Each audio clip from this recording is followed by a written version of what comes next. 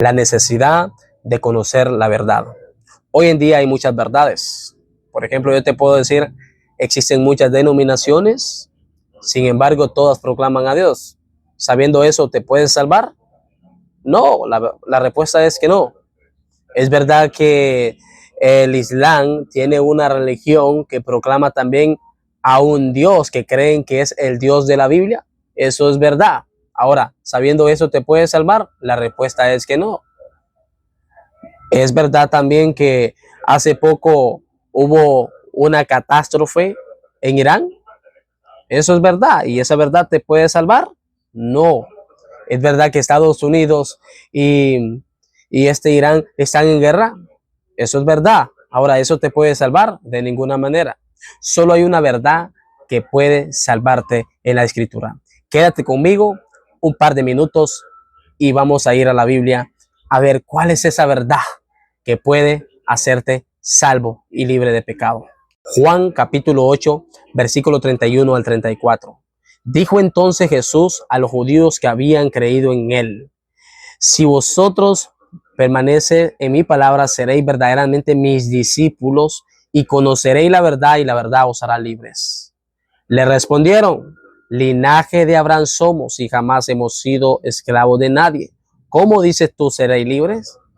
Jesús le respondió: de cierto os digo que todo aquel que hace pecado, esclavo es del pecado. Note algo bien importante, y es que Jesús les habla de una verdad que van a conocer. Y conoceréis la verdad, y la verdad los hará libre. Jesús en ese momento habla a un grupo de judíos y les dice que deben de esperar, permanecer en su palabra para conocer futuramente una verdad. Eso sucedería después de la resurrección de Jesús. La gran pregunta es, ¿a qué verdad se refería?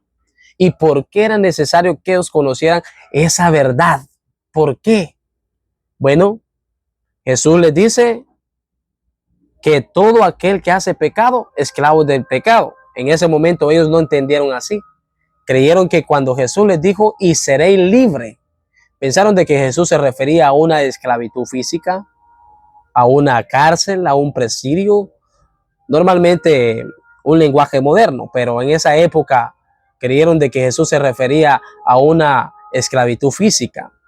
Ahora ellos respondieron de la siguiente manera: por ende, linaje de Abraham somos y jamás hemos sido esclavos de nadie. ¿Cómo dices tú seréis libre? Ahora, si nosotros analizamos un poco y lo detenemos un segundo en ese verso, lo primero que nosotros debemos de preguntarnos es si verdaderamente ellos estaban siendo honestos al decir que jamás habían sido esclavos de nadie. Bueno, yo creo que todos los que conocemos Biblia acá sabemos de que el pueblo de Israel estuvo 430 años esclavos en Egipto. Y no solamente eso, estuvo 70 años bajo el poder babilonio. Y no solamente esto, también estuvo bajo el poder de los medos persas. Y no solamente eso, sino que bajo también el imperio de Alejandro Magno y en ese momento bajo el imperio romano. De manera que sí estaban siendo esclavos físicamente, pero a pesar que esa era la manera en cómo ellos pensaban, una esclavitud física, Jesús no se estaba refiriendo a una esclavitud física. Jesús se estaba refiriendo a una esclavitud espiritual, a una esclavitud del alma. Por ende, Jesús dice que todo aquel que hace pecado, esclavo es del pecado. Ahora, la gran pregunta es, ¿por qué era necesario que ellos permanecieran en la palabra de Jesús para que conociesen esa verdad que los iba a libertar? ¿Por qué era necesario? Porque ellos estaban bajo pecado. Detente un segundo y ponte a analizar. ¿Eres tú un pecador? ¿Haces lo malo? ¿Has mentido alguna vez? ¿Has adulterado alguna vez? ¿Has robado alguna vez? ¿Has calumniado alguna vez? Bueno, Jesús dice que la verdad es la única que puede libertar al pecador. Jesús dice, versículo 32, y conoceréis la verdad y la verdad os hará libre. La gran pregunta es aquí, ¿sabes tú cuál es esa verdad? ¿Qué verdad se refería a Jesús? Permítamelo explicártelo bíblicamente. Vamos a Efesios capítulo 1, versículo 13. Efesios capítulo 1, versículo 13 dice: en él también vosotros, habiendo oído la palabra de verdad, el evangelio de vuestra salvación, y habiendo creído en él, fuiste sellado con el Espíritu Santo de la promesa. ¿Nota usted algo importante aquí? Es que el apóstol Pablo habla de esa verdad en el versículo 13 de Efesios. En él también vosotros, habiendo oído la palabra de verdad, el evangelio de vuestra salvación. ¿Cuál es esa palabra de verdad? El evangelio. ¿A qué verdad se refería Jesús en Juan capítulo 8, versículo 31 al 32? ¿A qué verdad se refería? Se refería al evangelio. Y entonces el apóstol Pablo dice: en él también vosotros, habiendo oído la palabra de verdad, el evangelio de vuestra salvación, y habiendo creído en él, fuiste sellado con el Espíritu Santo de la promesa. Ahora, detente un segundo. Si la verdad es el evangelio, significa que tú necesitas conocer el evangelio. La gran pregunta aquí es: ¿qué entiendes por el evangelio? ¿Qué conoces del evangelio? No importa. Puedes decir que es Mateo, Marcos, Lucas y Juan. Puedes decir que el evangelio son aquellas personas que andan predicando de comunidad en comunidad.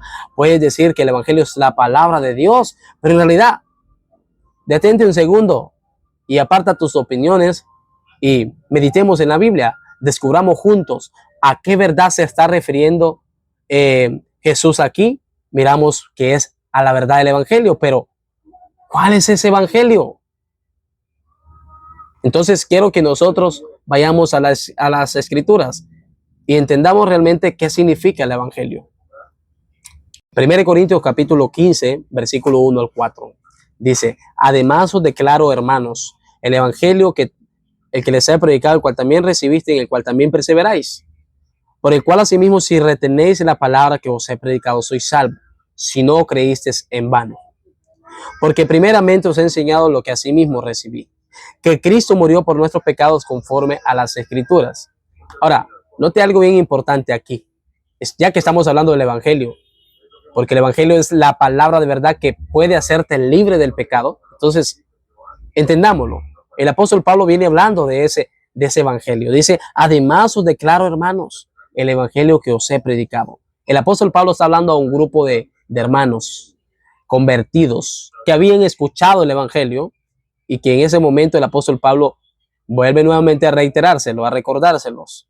La palabra declaro es lo mismo que recuerdo en ese contexto. Entonces el apóstol Pablo les dice: les declaro, hermanos, el evangelio que os he predicado, el cual también recibisteis, en el cual también perseveráis, por el cual asimismo, si retenéis la palabra que os he predicado, sois salvos, si no creísteis en vano. O sea que en el evangelio está la salvación cuando alguien lo cree y persevera en él.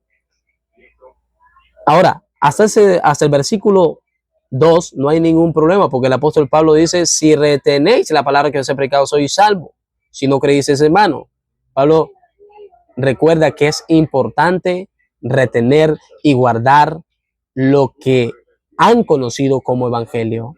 En ese momento tú no lo has conocido probablemente, pero en el versículo 3 y en el versículo 4 el apóstol Pablo va a proyectar el significado del evangelio. Si él les está recordando a este grupo de hermanos convertidos, significa que también él mismo se los va a recordar.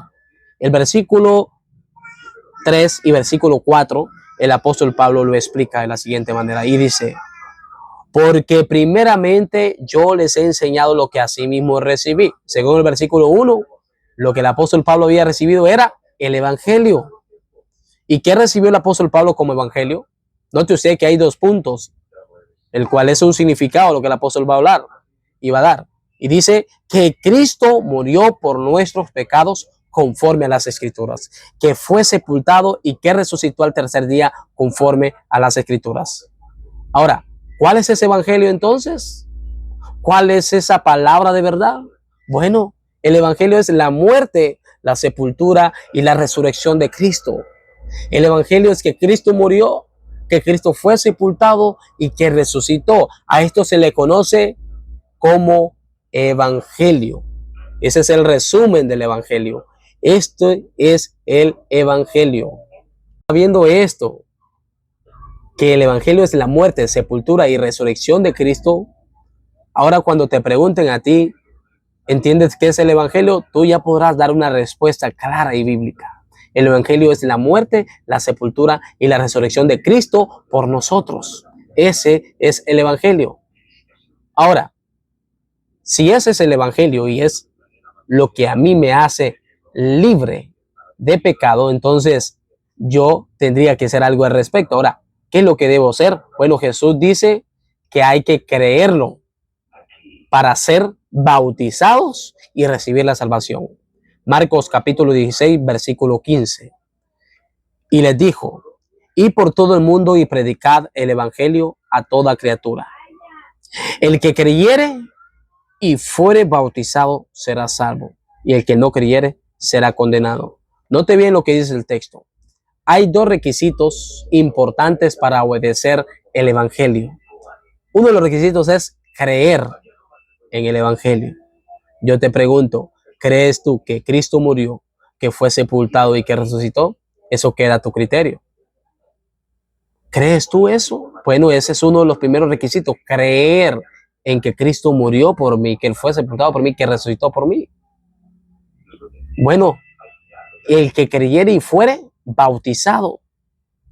También note usted cómo Jesús une la fe con el bautismo. El que creyere y fuere bautizado, dice. Y por último, al resultado está la salvación. O sea que el que crea y sea bautizado va a ser salvo. Ahora, el texto no está hablando de que solamente hay que creer, porque entonces si nosotros entramos a este criterio que solo con creer vamos a ser salvo, entonces creo que es necesario que entiendas lo que dice Santiago capítulo 2, versículo 19. ¿Tú crees que Dios es uno? Bien haces. También los demonios creen y tiemblan. Si los demonios creen en Dios y tiemblan, eso no significa que van a ser salvos. Ahora, la promesa es para nosotros de que obedezcamos el evangelio.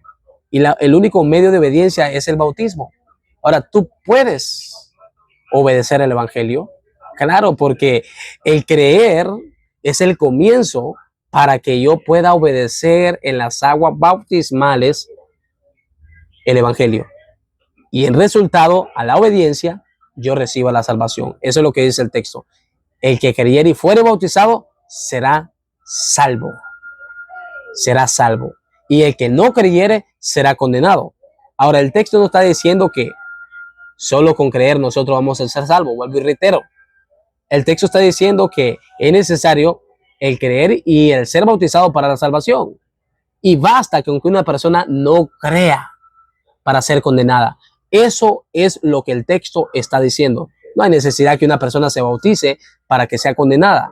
Basta con que no crea en el evangelio de Cristo. En el evangelio que es Cristo murió, fue sepultado y resucitó por nosotros.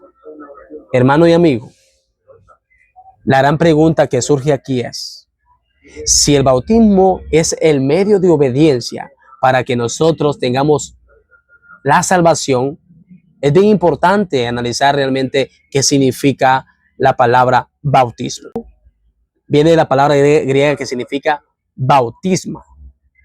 Bueno, su origen viene de bautizo, pero en realidad la palabra que se utiliza aquí en el Nuevo Testamento es bautisma, que es hundir o sumergir algo.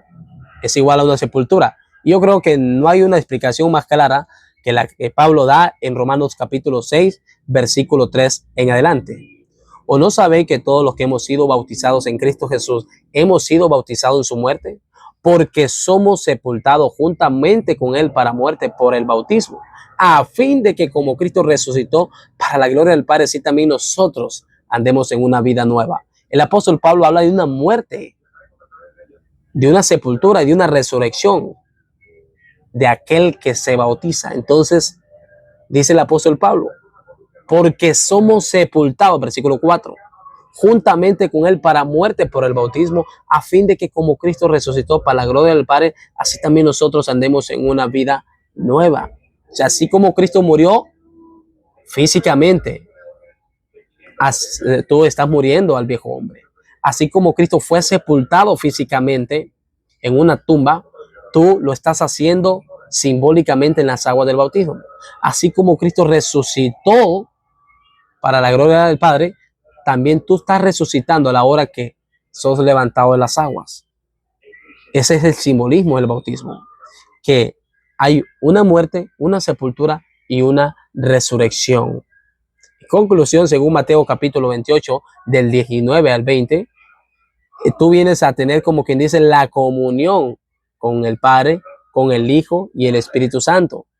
Porque dice Mateo capítulo 28, del 19 al 20, por tanto, id y haced discípulos en todas las naciones, bautizándolos en nombre del Padre, del Hijo y del Espíritu Santo.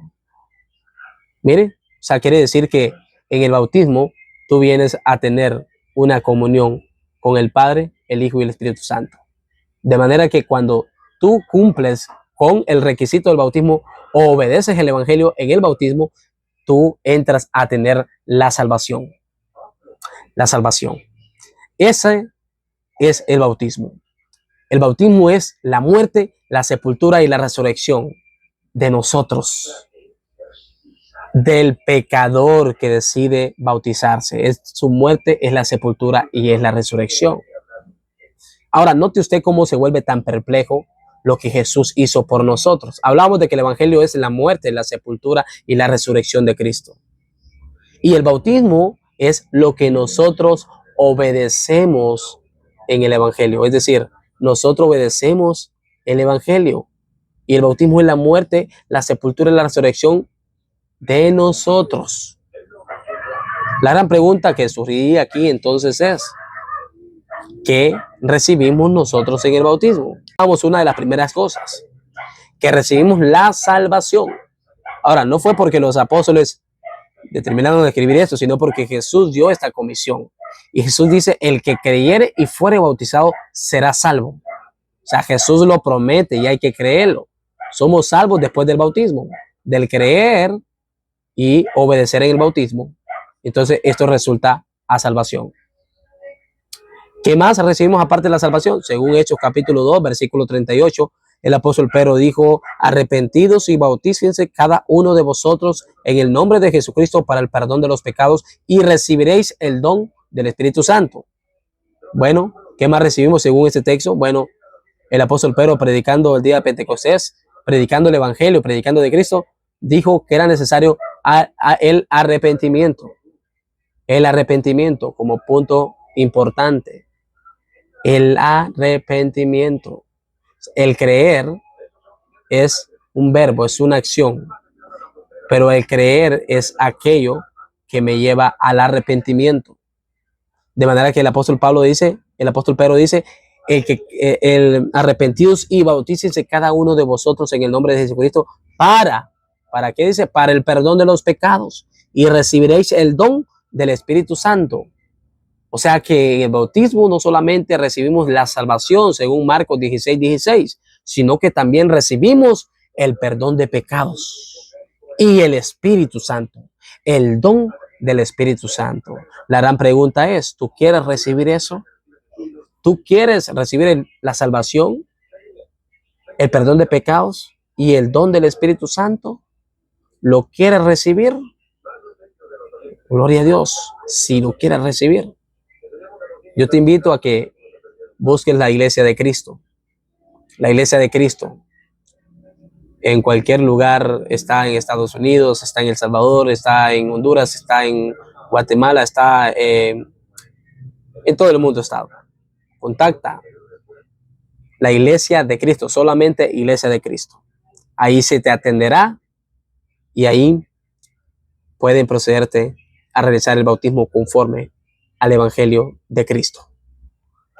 Bueno, la pregunta es, ¿cuándo manda Dios entonces? Dios, hermanos, bíblicamente siempre manda en tiempo presente. Siempre manda en tiempo presente. Hechos 22:16 dice, ahora pues, ¿por qué te detienes? Levántate y bautízate y lava tus pecados, invocando su nombre. Invocando su nombre. El apóstol Pablo cumplió con los dos requisitos, porque el apóstol primero creyó cuando Jesús se le apareció en el camino rumbo a Damasco, y luego en el capítulo 22, versículo 16, Ananías le bautiza. Entonces, el apóstol Pablo creyó y también se bautizó, obedeció el evangelio, y posteriormente predicaba con de nuevo a Jesús. ¿Qué esperas tú? Jesús dice, ahora, Dios dice, ahora pues, ¿por qué te detienes? Y levántate y bautiza tus pecados invocando su nombre. La palabra ahora es en tiempo presente, no es en tiempo futuro. Segundo de Corintios capítulo 6, versículo 2 al 3 dice, en tiempo aceptable te he oído, en día de salvación te he socorrido. He aquí ahora el tiempo aceptable, he aquí ahora el día de salvación. ¿Cuándo manda Dios? Ahora. Dios siempre manda en tiempo presente por dos razones. Una es, según Santiago capítulo 4, versículo 14, la muerte.